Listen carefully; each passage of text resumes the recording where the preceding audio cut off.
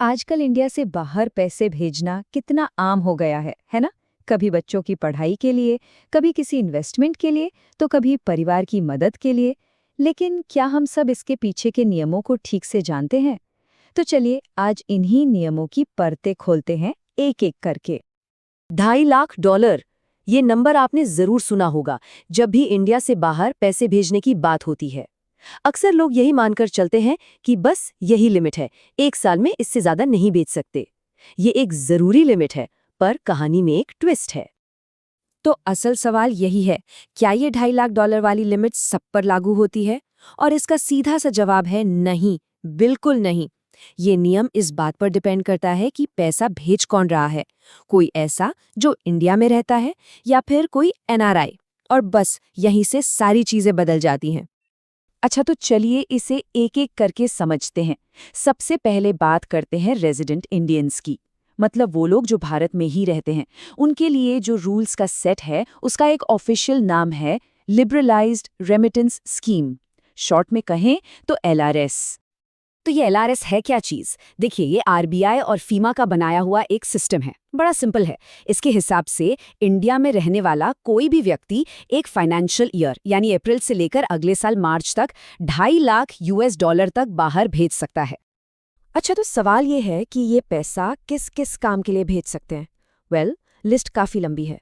बच्चों की पढ़ाई के लिए भेजना हो, बाहर घूमने जाना हो, इलाज के लिए ज़रूरत हो, या फिर बाहर किसी प्रॉपर्टी या शेयर्स में इन्वेस्ट करना हो, सब इसमें कवर्ड है। अरे इतना ही नहीं, अगर किसी रिश्तेदार को गिफ्ट भेजना है या उनकी मदद करनी है तो वो भी इसी में आता है।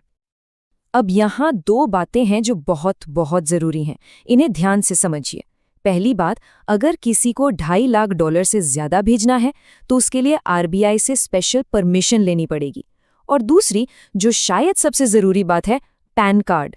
हर ट्रांजैक्शन के लिए पैन कार्ड होना ही चाहिए, मैंडेटरी है, इसके बिना काम नहीं चलेगा। चलिए अब सिक्के का दूसरा पहलू देखते हैं। बात करते हैं नॉन रेजिडेंट इंडियंस की, यानी एनआरआईज की। और इनके लिए रूल्स की किताब बिल्कुल अलग है। एक बात साफ समझ लीजिए, जो एलआरएस स्कीम हमने अभी डिस्कस की, वो इन पर लागू ही नहीं होती। एनआरआईज के लिए ना सारा खेल उनके बैंक अकाउंट का है। पहला है एनआरई या एफसीएनआर अकाउंट। इसमें उनका वो पैसा होता है जो उन्होंने बाहर कमाकर इंडिया भेजा है। इस पैसे को वापस बाहर भेजने पर, सुनिए, कोई लिमिट नहीं है, जीरो लिमिट। लेकिन दूसरा है एनआरओ अकाउंट। इसमें इंडिया में कमाया हुआ पैसा होता है, जैसे कोई किराया आ रहा है या किसी इन्वेस्टमेंट से डिविडेंड मिला। इस अकाउंट से पैसा बाहर भेजने की एक लिमिट है, $1 मिलियन, यानी $10 लाख एक साल में। हाँ, एनआरओ अकाउंट से पैसा भेजना इतना सीधा नहीं है। इसमें कुछ स्टेप्स हैं।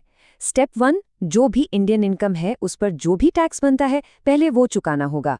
स्टेप 2, एक चार्टर्ड अकाउंटेंट से फॉर्म 15C भी लेना होता है, जो एक तरह का सर्टिफिकेट है कि हाँ टैक्स भर दिया गया है। स्टेप 3, ऑनलाइन जाकर फॉर्म 15CA भरना होता है। और जब ये सब हो जाए तब जाकर पैसा बाहर भेजा जा सकता है। ओके, तो हमने रेजिडेंस के नियम भी देख लिए और एनआरआईज के भी। अब कंफ्यूजन ना हो, इसलिए चलिए दोनों को आमने सामने रखकर कंपेयर करते हैं। बिल्कुल क्लियर हो जाएगा। तो मोटी बात क्या निकल कर आए?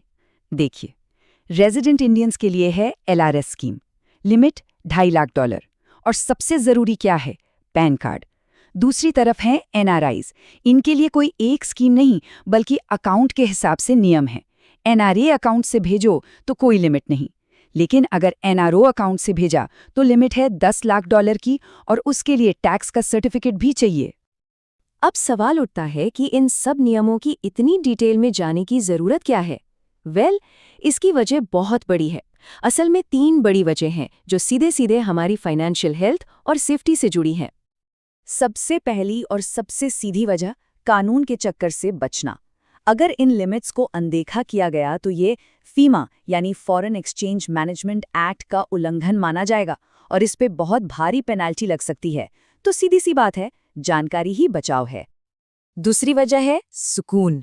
जब पता होता है कि नियम क्या है, लिमिट्स क्या है, तो फाइनेंशियल प्लानिंग आराम से हो सकती है, कोई टेंशन नहीं रहती।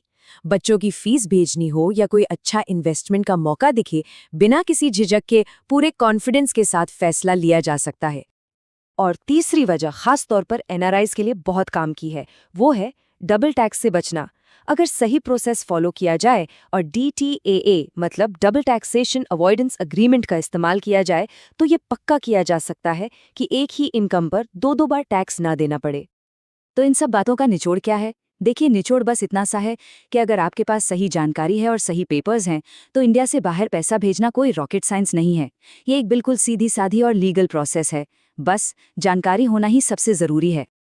तो आज की इस पूरी बातचीत के बाद एक सवाल खुद से पूछना तो बनता है कि क्या किसी के भी अंतर्राष्ट्रीय वित्तीय लेन देन इन नियमों के हिसाब से हैं? जरा सोचिएगा, क्योंकि इस एक सवाल का जवाब भविष्य की कई मुश्किलों से बचा सकता है।